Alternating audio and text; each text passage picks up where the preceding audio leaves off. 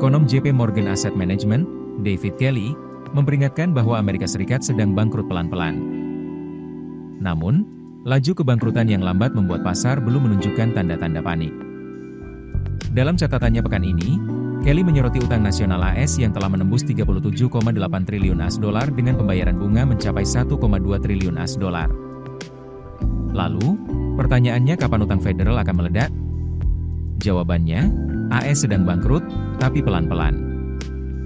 Ia menilai, pasar obligasi global masih percaya pemerintah AS memiliki ruang untuk terus berutang, terlihat dari imbal hasil obligasi 30 tahun yang masih berada di sekitar 4,6%. Namun, di balik ketenangan pasar, Kelly menilai, kondisi fiskal AS semakin genting. Rasio utang terhadap produk domestik bruto, PDB, kini hampir menyentuh 100%, dan berpotensi naik menjadi 102% pada tahun depan jika pertumbuhan ekonomi melambat. Ia menghitung, bila pertumbuhan nominal PDB hanya 4,5% sementara defisit tetap di atas angka itu, maka rasio utang terhadap PDB akan terus meningkat. Pemerintahan Presiden AS Donald Trump berupaya menekan defisit melalui kebijakan tarif impor dan pembentukan Department of Government Efficiency, DOGE, yang sempat melibatkan CEO Tesla, Elon Musk.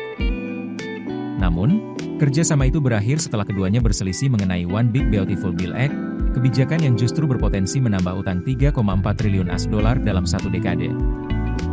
Pemerintah mengklaim, pendapatan dari tarif akan menutup defisit, tetapi para analis meragukan efektivitasnya. Data Gedung Putih mencatat, pendapatan tarif mencapai 31 miliar AS dolar pada Agustus, sementara proyeksi Congressional Budget Office, CBO, dan Committee for a Responsible Federal Budget memperkirakan defisit tahun fiskal 2025 mencapai 6% dari PDB, sedikit turun dari 6,3% tahun sebelumnya. Meski demikian, Kelly menilai penurunan ini bersifat sementara dan sangat bergantung pada asumsi ekonomi tanpa resesi maupun lonjakan belanja baru.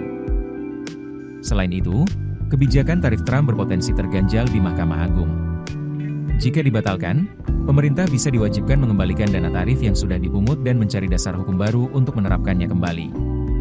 Hal ini dapat memperburuk posisi fiskal negara. Kelly memperingatkan bahwa defisit bisa mencapai 6,7% dari PDB, lebih tinggi dari perkiraan resmi. Ia menilai, ada risiko nyata bahwa keputusan politik atau perlambatan ekonomi dapat mempercepat krisis utang Amerika. Bagi investor, pesan Kelly jelas, bersiaplah. Ia menyarankan diversifikasi portofolio dengan menambah aset alternatif dan saham internasional untuk mengantisipasi kemungkinan Amerika bangkrut cepat setelah lama bangkrut pelan-pelan. Keputusan bisnis terbaik datang dari data, bukan tebakan. Mudah berlangganan Business Insight dengan subscribe with Google.